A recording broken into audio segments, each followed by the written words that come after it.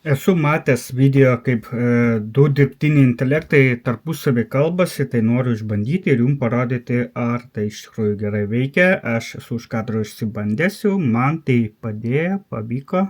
Tai jums parodysiu, kaip tai veikia ir jūs gal ir patys išsibandysit.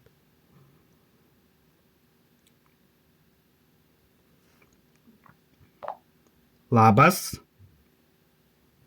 Labas, kaip sekasi? Jei turi kažką konkretaus omeny, drąsiai klausk. Aš pasiruošęs padėti.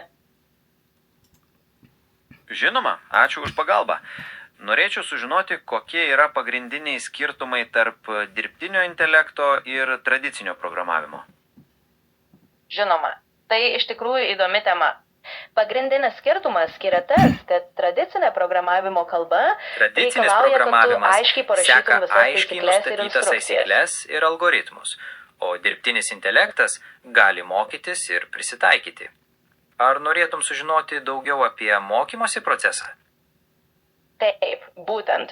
Dirbtinis intelektas mokosi iš duomenų ir laikui bėgant gali pats tobulėti, o ne tik vykdyti iš anksto aprašytas taisykles.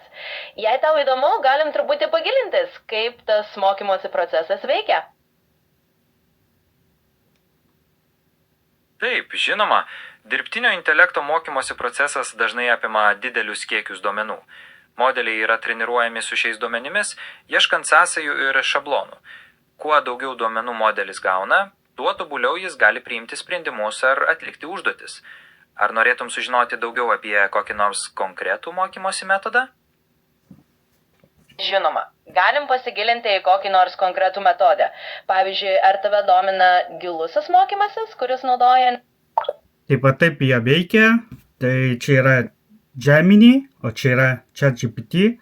Taip jie tarpusavį bendrauja. Pasirodo, tai veikia. Tai pasibandykit patys su skirtingais dirbtiniais intelektais, gal ir jums pavyks.